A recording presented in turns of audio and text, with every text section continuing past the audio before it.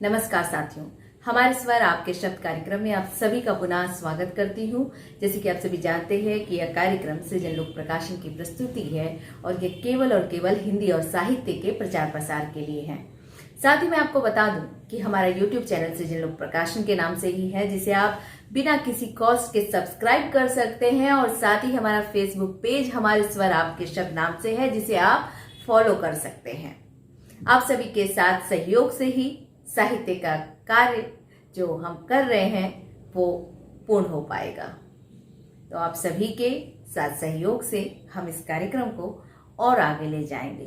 इसलिए आप सभी से एक विनम्र आग्रह है कि इस कार्यक्रम को और आगे बढ़ाने के लिए आप सभी इसे अपने साथियों से साझा करिए, हमसे जुड़िए और हमसे जोड़िए। आज मैं आपके लिए एक नई पुस्तक लेकर उपस्थित हुई हूँ और इस पुस्तक संग्रह के जो लेखक हैं मयंक पांडे जी और पलायन पीड़ा प्रेरणा। आज मैं आपके समक्ष एक ऐसे संग्रह को लेकर उपस्थित हुई हूँ जिसमें लिखी गई घटनाएं सच्ची तो है ही, हम सब उसके गवाह भी हैं। जी हाँ, बात कोरोना को लेकर ही है। कोरोना को लेकर सबके पास अपने कुछ अनुभव हैं, कुछ यादें हैं, कुछ अच्छी भी और बुरी भी। कुछ ने निराश किया तो कुछ ने हमें नए सबक सिखाए। आपदाएं जब भी आती है तो तात्कालिक रूप से भले ही हमें निराश करे, पर बहुत कुछ सिखाती भी है, खासकर आपदा प्रबंधन के तरीके और भविष्य के लिए तैयारी। हम सब ने देखा कि इस आपदा में सबसे बड़ी त्रासदी पलायन की उभर कर सामने आई। इसमें हमें कुछ सोचने पर विवश किया और जो सबसे बड़ी सीख मिली वह यह कि विकास का विकेंद्रीकरण बहुत आवश्यक है। उद्योगों के केंद्रीकरण के बजाय भारत जैसे कृषि प्रधान देश में गांधी के सपनों के अनुकूल ग्राम और कुटीर उद्योगों के विकास से ही भारत का संतुलित विकास हो सकता है और लोगों का जीवन खुशहाल हो सकता है। इससे न सिर्फ पलायन रुकेगा बल्कि हर हाथ को काम अपने ही जगह में प्राप्त हो सकेगा। इस आपदा में सबसे सुकून देने वाली खबर भी आई, वह यह कि प्रकृति का बहुत ही स्वच्छ रूप हमारे सामने आया। प्रकृति का जितना दोहन हम लोगों ने किया अपने लिए, वही प्रकृति ने हमसे समय चुराकर अपने को शुद्ध कराने में लगा दिया। आज मैं आपके लिए प्रस्तुत करूंगी मयंक पांडे जी की पुस्तक पलायन पीड़ा प्रेरणा से रचना। गुल्लक सपनों का मूर्त रूप। कोरोना संक्रमण में घोषित लॉकडाउन ने सबकी स्वतंत्रता छीन ली, चाहे बड़े हो या बच्चे। सड़कों पर मजदूर, माँ बाप के साथ चलता बच्चा अपने घर की दहलीज तक जाने को लेकर परेशान था और घरों की चार दीवारों में कैद बच्चा स्कूल, खेल, मौज मस्ती से दूर घर की उस दहलीज से बाहर न जा पाने को लेकर दुखी था।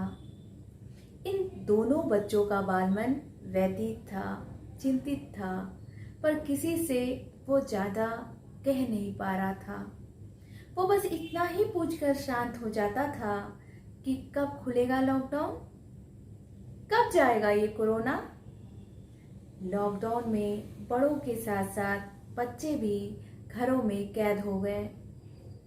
शुरुआत में तो बच्चों को ये बड़ा अच्छा लगा क्योंकि स्कूल बंद होने की खुशी थी। होमवर्क का टेंशन नहीं था, माँ बाप, दादा दादी सब घर में थे। लेकिन धीरे धीरे बच्चे ऊबने लगे और चिड़चिड़े भी हो गए। बचपन चंचलता का दूसरा रूप होता है। खेलना, कूदना, धमा चौकड़ी करना बच्चों का स्वाभाविक गुण है। आप दो बच्चों को 5 मिनट एक सोफे पर चुपचाप नहीं बैठा सकते हैं, क्योंकि बाल्य स्वभाव नटखट और चलायमान होता है। लॉकडाउन ने इन बच्चों से उनकी स्वतंत्रता छीन ली। बड़े बच्चे तो थोड़ा बहुत समझ सकते थे कोरोना संक्रमण और लॉकडाउन, पर छोटे बच्चे तो घरों में सिर्फ इसलिए रह रहे थे क्योंकि माँ बाप ने बोला था। कोरोना संक्रमण में हम सब यूं कहें, ये पूरा समाज इन छोटे बच्चों का अपराधी है। हमने इनसे झूला, लुका छिपी, क्रिकेट, स्कूल, इनका आपस में प्रेमवश लड़ना झगड़ना सब छीन लिया।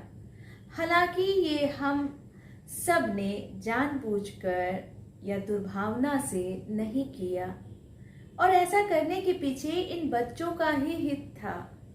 पर अगर आप बाल मन से सोचेंगे तो पाएंगे कि इन बच्चों के साथ अन्याय हुआ। लॉकडाउन में बड़े लोग तो फिर भी टीवी देखकर, किसी से बात करके, साहित्य पढ़कर, पूजा पाठ या व्यायाम करके अपना समय गुजार रहे थे। पर समस्या इन बच्चों को आई कि उस समय ये क्या करें। बच्चों के दिनचर्या में प्रमुख है पढ़ने के लिए स्कूल जाना या खेलने के लिए पार्क या दोस्तों के पास जाना। कोरोना के संक्रमण ने स्कूल भी बंद करा दिया और पार्क भी। अब बच्चे न तो पढ़ने जा पा रहे थे और ना ही खेलने। लॉकडाउन में बच्चों से छीन गया झूला, तितली, खेल। इस दौरान ज्यादातर बच्चों ने माँ बाप से इच्छा जाहिर की कि कोरोना खत्म होते ही वे बाहर घूमने जाएंगे, आइसक्रीम खाएंगे, पानी पूरी खाएंगे, चाट खाएंगे या झूला झूलेंगे।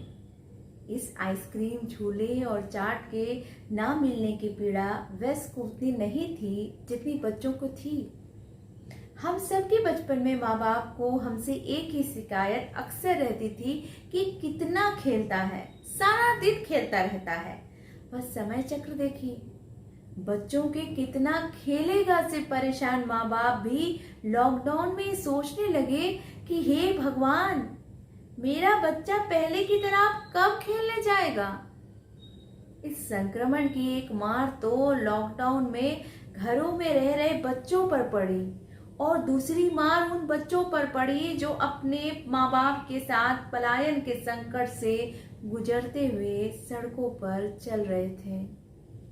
परिवार साथ में लेकर सड़कों पर पैदल, साइकिल, रिक्शा या लिफ्ट लेकर चलते मजदूरों के दर्द को सबने देखा, पर क्या किसी ने उनके साथ चल रहे बच्चे की पीड़ा महसूस करने की कोशिश की? मजदूरों के साथ चल रहे बच्चे या तो माँ बाप की गोद में थे या उनके साथ अपने नन्हे नन्हे कदमों से सड़कों पर चल रहे थे। उन नन्हे कदमों की कोमलता के बारे में सोचकर मन चित्कार उठता है। वयस्क माँ बाप ने दुनिया की तकलीफें यूं तो पहले भी सही है या उनके बारे में सुना है, पर खेल कूद और मस्ती में दिन गुजारने वाले बच्चों को तो पता ही नहीं है कि कोई इतना चल भी सकता है। कोरोना क्या है, लॉकडाउन क्यों किया गया? ये नन्हे तो बस माँ बाप जहां ले गए वहां कभी उनके कंधे पर तो कभी उनके साथ चलते रहे। इसलिए समाज, हम सब इस बाल्य अवस्था के अपराधी हैं। हम अपराधी हैं घर में बैठे उन बच्चों के जिनका बचपन हमने इस लॉकडाउन में छीन लिया, और हम उस मासूम के भी अपराधी हैं जो माँ बाप के साथ भूखे प्यासे सड़कों पर चला जा रहा है। बच्चों का मन निश्चल होता है, सच्चा होता है, उनसे किसी की पीड़ा नहीं देखी जाती, चाहे वो अपना हो या पराया। सन 1968 में आई फिल्म दो कलियां का ये गाना बच्चों की मनोदशा का वो सरल शब्दों में स्पष्ट करता है। बच्चे मन के सच्चे, सारे जग के आँख के तारे, ये वो नन्हे फूल है जो भगवान को लगते प्यारे। बच्चों की सच्चाई, कोमलता और निश्चलता के लिए हम कहते हैं कि बच्चों में भगवान बसते हैं। जैसे भगवान सिर्फ प्रेम के भूखे होते हैं, निश्चल होते हैं, दयालु होते हैं, सारी गलतियां क्षमा कर देते हैं, वैसे ही बच्चे होते हैं। इनमें सांसारिक बातों की समझ भले ही कम हो, पर दूसरों की पीड़ा को ये तुरंत समझ लेते हैं। लॉकडाउन में घर बैठे टीवी पर पलायन करते मजदूरों की ऐसी ही पीड़ा को देखकर द्रवित हुई नोएडा की रहने वाली निहारिका द्विवेदी। सड़कों पर चलते मजदूरों के पैरों के छाले देखकर 8वीं में पढ़ने वाली इस बच्ची के मन में आया कि इनके लिए क्या कुछ किया जाए। उसकी अंतरात्मा उससे कहती कि इन मजदूरों ने समाज के लिए बहुत कुछ किया है, सो अब हम सबकी जिम्मेदारी है इनके लिए कुछ करने की। एक दिन टीवी पर पलायन की कवरेज देखने के बाद निहारिका ने मां सुरभि से पूछा, क्या हम फ्लाइट से जरूरतमंद लोगों को घर नहीं भेज सकते?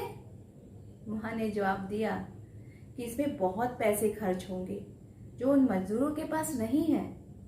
इसके बाद निहारिका ने पिछले 2 साल से पैसे इकट्ठा किया हुआ अपना गुल्लक मां को दिया और कहा, इसमें जितने पैसे हो सब खर्च करके मजदूरों को फ्लाइट से घर भेजो।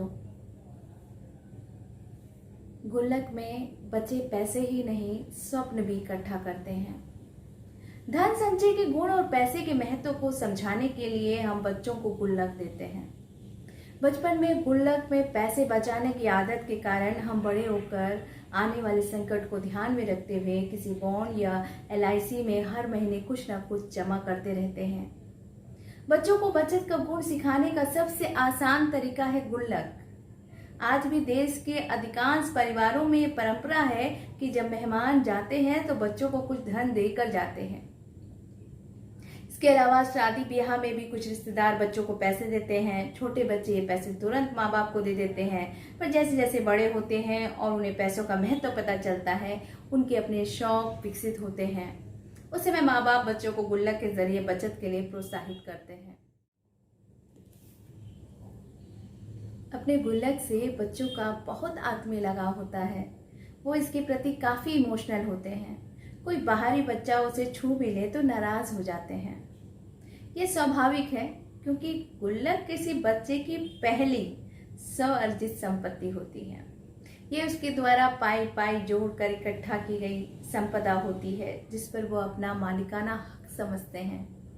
एक बच्चे की हर जरूरत के लिए उसके माँ बाप होते हैं, पर गुल्लक एक ऐसा माध्यम है जिसमें पैसा इकट्ठा करते वक्त बच्चे उनसे क्या खरीदना है ये सोचते रहते हैं। आप किसी बच्चे से पूछो कि वो गुल्लक के पैसे से क्या खरीदेगा, तो आपको पता चलेगा कि बच्चे ने वही चीज़ खरीदने का सपना देखा है जो उसके माँ बाप ने उसे नहीं दी है। चाहे उसके पीछे उस वस्तु का महंगा होना या गैर जरूरी होना या कोई अन्य कारण हो, पर जिस वस्तु का उसे सबसे ज्यादा अभाव होगा वही वस्तु बच्चा गुल्लक के पैसे से खरीदने की सोचता है। असल में गुल्लक बच्चों के सपनों का मूर्त रूप है। ये बच्चों का वो सपना है जो वो खुली आंखों से लंबे समय तक देखते हैं और इसके पूरा होने पर उन्हें गर्व का अनुभव होता है। गुल्लक बच्चों का पहला आर्थिक निवेश होता है जिससे उनको बहुत लगाव होता है। ऐसा ही लगाव निहारिका को भी अपने गुल्लक से था। पिछले 2 साल से वो इस गुल्लक में अपने सपनों को भरे जा रही थी। ये इस बच्चे की पहली संपत्ति थी और इसमें जमा पैसों से उसने कई चीजें खरीदने की सोची थी, पर मजदूरों की पीड़ा ने निहारिका को इतना द्रवित किया कि उसने अपने गुल्लक में जमा 48,000 रुपए मजदूरों को फ्लाइट से घर भेजने पर खर्च करने का फैसला किया। बेटी निहारिका की असोच देखकर मां गर्व से फूली न समाई। उसके बाद इस परिवार ने आसपास के उन मजदूरों के बारे में पता लगाना शुरू किया जो अपने घर जाना चाहते थे और पैसों के अभाव में नहीं जा पा रहे थे। ऐसे 3 जरूरतमंद गरीब मजदूर मिले जो लॉकडाउन में पैसों की तंगी के कारण फंसे हुए थे और इनमें से एक कैंसर का मरीज था। पिता की तरह मजदूरों के प्रति बालमन में सम्मान। यहाँ बालमन की सबगोई और निर्मलता देखिए। अगर किसी वयस्क को आप 48,000 रुपए देकर मजदूरों को घर भेजने पर खर्च करने को बोले तो वह उन्हें बस, ट्रेन या टैक्सी से भेजने पर विचार करेगा ताकि ज्यादा लोग जा सकें। पर निहारिका के मन की निश्चलता देखिए। उसे मजदूरों को आराम से घर भेजने में रुचि थी, ना कि ज़्यादा से ज़्यादा संख्या में भेजने की। उसका उद्देश्य था कि जितने भी मजदूरों को भेजे, आराम और ठाठ से भेजे। ऐसे भेजने का सबसे अच्छा तरीका है फ्लाइट। इसलिए निहारिका ने मजदूरों को फ्लाइट से भेजने का फैसला किया। असल में बच्चे जो भी करते हैं साफ दिल से निश्चल होकर करते हैं।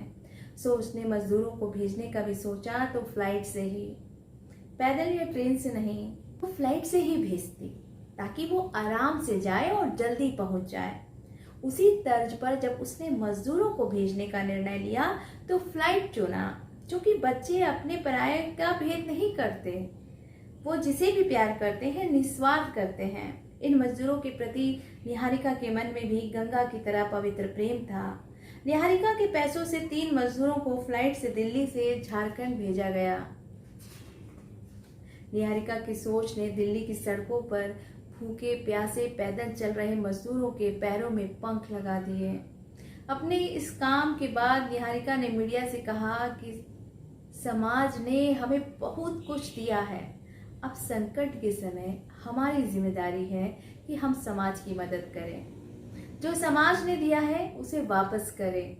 निहारिका की ये परोपकार की सोच अगर बड़े लोग भी समझ ले तो ये धरती स्वर्ग हो जाएगी। इस 12 साल की बच्ची ने इतनी बड़ी बात अपने आसान शब्दों में कह दी कि परोपकार से बड़ा कोई धर्म नहीं है। समाज ने हम सबको प्रत्यक्ष या परोक्ष रूप से बहुत कुछ दिया है। अगर संकट के समय हम समाज द्वारा दिए गए को वापस करने का ही सोच कर गरीब और बेसहारा लोगों की मदद करें तो उससे बड़ा कोई धर्म नहीं है, उससे सच्ची कोई सेवा नहीं है और उससे बड़ी देशभक्ति नहीं है। बहुत ही उज्जवल भविष्य है निहारिका का। उसके पास समाज के अंतिम मानव के लिए इतनी संवेदना है और ऐसे सच्चे होनहार बच्चों के दम पर ही देश का उज्जवल भविष्य टिका है। आप सभी को नमस्कार। मैं सबसे पहले तो धन्यवाद देना चाहता हूँ सृजन लोक समूह डॉक्टर अजिया का, जिन्होंने मेरी इस पुस्तक पलायन पीड़ा प्रेरणा के ऊपर एक परिचर्चा करने का प्रयास किया है। इस पुस्तक को लिखते समय जो कारण थे, जो मैंने महसूस किया, उन पे अगर सोचता हूँ तो यही समय रहा होगा पिछले साल, जब 25 मार्च को देशव्यापी लॉकडाउन का आह्वान हुआ और हम सभी अपने अपने घरों में कोरोना महामारी से लड़ाई के लिए बंद हो गए। अप्रैल के पहले हफ्ते से ही मजदूरों के पलायन की खबरें आनी शुरू हो गई और अप्रैल अंत आते आते उन खबरों का भयावह रूप भी सामने आने लगा। चूँकि हम लोग, मैं खुद भी प्रशासनिक सेवा में हूँ, तो हमें पर्दे के सामने की चीज़ें भी दिखती हैं और पर्दे के पीछे की चीज़ें भी दिखती हैं। तो मैं दोनों चीज़ों को देख रहा था और मुझे उस समय एक ऐसा भारत दिखा जिसको सजोने में, जिसको गढ़ने में, जिसको बनने में सैकड़ों साल लगे हैं। हर नई कहानी के पीछे, हर कहानी के पीछे एक नया दर्द, एक नई वेदना, एक नया संघर्ष तो सामने आ ही रहा था। साथ ही साथ एक प्रेरणा भी आ रही थी। तो जो लोगों ने सहा वो बड़ा भयावह था, लेकिन जिस जिजीविषा से उसका सामना किया वो बड़ा अपरिमेय था। और सबसे बड़ी बात है कि समाज जिस दयालुता के साथ आगे आया वो भी बड़ा अप्रतिम था। तो मेरे जहन में ये आया कि यार, इन संघर्ष की दास्तानों को ऐसे ही सड़कों की धूल में खोने नहीं दूंगा। इन्हें लिखूंगा, इन्हें कलमबद्ध करूंगा, इन्हें लोगों तक पहुंचाऊंगा। उस समय बहुत सारी शंकाएं थी कि सत्य घटनाएं हैं, अभी की घटित हैं, कोई पढ़ेगा तो क्यों पढ़ेगा, क्योंकि अक्सर हम वही पढ़ना चाहते हैं जो थोड़ा पुराना हो, हमारे चेतन से बाहर निकल चुका हो, या हम उसके बारे में जानना चाहते हैं। ये तो सबके सामने घटित हो रहा है, लेकिन मुझे एक विश्वास था कि नहीं यार, ये जो समाज का चरित्र उभर के आया है इस महामारी के दौरान, ये वही चरित्र है जिसके बारे में हम आज तक दुनिया को कह रहे थे कि हम वो हैं जो वसुधैव कुटुंबकम पे विश्वास करते हैं, और हम वो हैं जिन्होंने दुनिया को सर्वे भवन्तु सुखिनः का सिद्धांत दिया है। तो ये काल मुझे उन्हीं दोनों सिद्धांतों को भारत की सड़कों पर, भारत के घरों में परिणित होते दिखाई दे रहा था इस काल के दौरान। तो उन्हीं कहानियों को मैंने चुना और कलमबद्ध किया, और दर्द की अनेक दास्तानें हैं। कई बार इन्हें लिखते लिखते मेरी भी आंखें द्रवित हुई, हृदय भर आया। कई बार सलाम करने को हुआ कि यार इस व्यक्ति के जज्बे को सलाम करने लायक है। तो इनमें हर तबके की, हर वर्ग की का प्रतिनिधित्व करते हुए कहानियां हैं। और ऐसा नहीं है कि ये सिर्फ एक लॉकडाउन की कहानी है। कभी भी जिंदगी में अगर कोई व्यक्ति बहुत अवसाद में हो, दुख में हो, निराशा में हो, नैराश्य का वातावरण हो, तो इन कहानियों से एक प्रेरणा मिलती है, ऊर्जा मिलती है कि नहीं, हारने से कुछ नहीं हासिल होगा, उठो और संघर्ष करो। तो इसीलिए मैंने इस किताब की प्रस्तावना में शीर्षक ही दिया है कि ये अनकहा भारत है जो हमारे सामने है पर हमें दिख नहीं रहा है। तो ये वही भारत है जैसा कि इस किताब के कई सारे किस्सों में कहा गया कि जिसको गढ़ने में सैकड़ों साल लगे हैं। और जहाँ तक रचना प्रक्रिया की बात है तो इसमें एक ही चीज़ की कमी रही जो मुझे खुद को महसूस हुई, वो थे कि इसमें जो है संवाद नहीं है। वो इसलिए नहीं हो सकते थे क्योंकि ये सत्य घटनाएं हैं। तो यदि उन व्यक्तियों ने कोई एक वाक्य कहा है जो न्यूज में या कहीं और रिपोर्टेड है, फिर तो मैंने उसे शामिल किया है। अदरवाइज मैं अपने मन से कहीं भी इसको जोड़ नहीं सकता था। तो ये प्रयास मैंने किया, और ईश्वर का बहुत बहुत धन्यवाद है, और पाठकों का बहुत बहुत आभार जिन्होंने इसे बहुत ही स्नेह दिया। और आज 4 महीने लगभग हो गए हैं और अभी तीसरा संस्करण मार्केट में है।